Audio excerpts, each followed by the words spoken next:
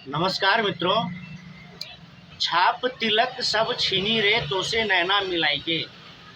तो कभी नैना मिला करके छाप तिलक छीन लिया, तो कभी तलवार दिखा करके छाप तिलक छीन लिया, तो कभी बंदूक दिखा करके छाप तिलक छीन लिया। लेकिन सदियों से उत्पीड़न झेलने के बाद भी, सदियों से नरसंहार झेलने के बाद भी हिंदुओं को आज तक समझ में नहीं आया है, हिंदुओं को आज तक समझ में नहीं आया है कि आखिर वो कौन है जो कभी बंदूक दिखाकर, कभी तलवार दिखाकर, तो कभी नैना मिलाकर हिंदुओं से उसके छाप तिलक छीन रहे हैं। कभी औरंगजेब जैसा दुर्दांत हत्यारा हुआ करता था जो हिंदुओं से उसका जनेऊ छीना करता था, जो हिंदुओं से उसके मंदिरों की घंटियां छीना करता था। और आज है जो कश्मीर में बंदूक दिखा करके हिंदुओं से उसका पहचान छीना जा रहा है, कह रहा है कि कलमा पढ़ो तो तुम जिंदा रह सकते हो, अन्यथा तो मौत के घाट उतार दिए जाओगे। आखिर यह बातें हिंदुओं को समझ में क्यों नहीं आ रहा है? सदियों से 11वीं शताब्दी से हिंदुओं के छाप तिलक छीने जा रहे हैं। जब कश्मीर में 1990 के दशक में जब जम्मू कश्मीर से, विशेष करके कश्मीर से हिंदुओं का पलायन हो रहा था, जब आतंकवाद और अलगाववाद अपने चरम पर था, हिंदुओं को चुन चुन करके गोली मारी जा रही थी, हिंदुओं को जिंदा जलाया जा रहा था, हिंदुओं के सर काटे जा रहे थे, हिंदू बहन बेटियों की इज्जत लूटी जा रही थी, आरी से काटा जा रहा था, तब भी हिंदुओं के माथे में गोली मारी जाती थी। जहां तिलक लगाते हैं उस जगह को चाकू से काट करके, वहां का चमड़ा हटा करके फिर उस जगह पर गोली मारी जाती थी और बोला जाता था कि तुम काफिर हो, नीच हो, तुम इस धरती पर रहने के लायक नहीं हो, या तो जिंदा रहना है तो इस्लाम कबूल कर लो, नहीं तो अपनी बहन बेटियों को छोड़कर कश्मीर से चले जाओ। और कश्मीर में क्यों, पूरे भारतवर्ष में यही हो रहा है।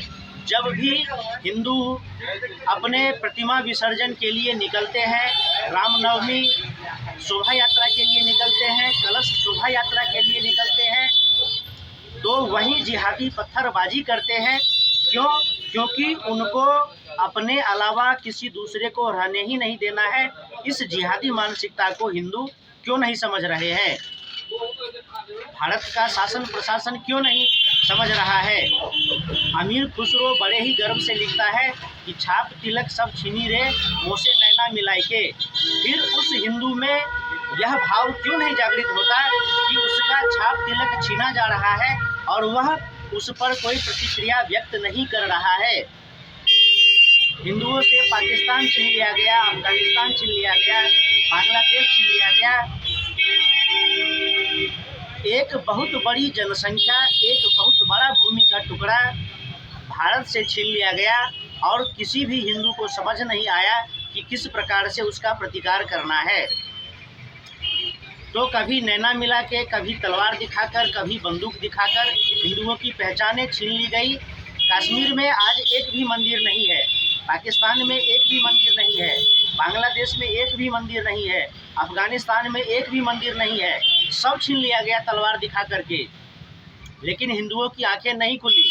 और कब खुलेगी हिंदुओं की आंखें? तो ऐसा है कि हिंदुओं को भी कहना चाहिए, हिंदुओं को भी तत्पर होना चाहिए कि हम अपना नाम नहीं मिटाएंगे, हम कलमा नहीं पढ़ेंगे, हम अपना छाप तिलक तुमको नहीं देंगे, हम जनेऊ नहीं उतारेंगे, हम मंदिर से घंटियां नहीं उतारेंगे, हम अपने धर्म की रक्षा के लिए, अपने सभ्यता संस्कृति की रक्षा के लिए लड़ेंगे, अपने प्राणों का बलिदान देंगे, लेकिन किसी जिहादी आतंकवादी के सामने घुटने नहीं टेकेंगे। सोशल मीडिया की मर्यादाएं होती है।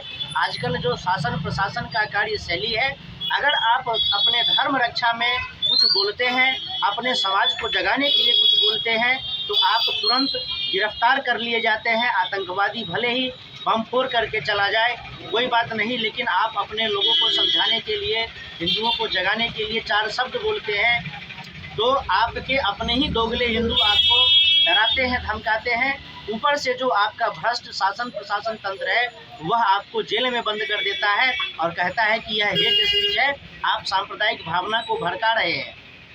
सदियों से हमारा छाप तिलक छीना जा रहा है, क्या उसमें किसी को सांप्रदायिकरण नज़र नहीं आता है? नाम पूछकर गोली मारी जाती है तब किसी को सांप्रदायिकरण नज़र नहीं आता है।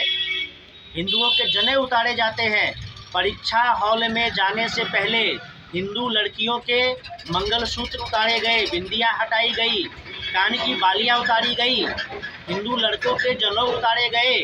क्या यह सांप्रदायिकरण नहीं है? क्या यह अतिवादी विचारधारा नहीं है भारत देश में? क्या हम भारत देश में रहते हैं या हम सीरिया में रहते हैं? इस बात का समझ हिंदुओं को कब आएगा या भारत में शासन प्रशासन को कब आएगा?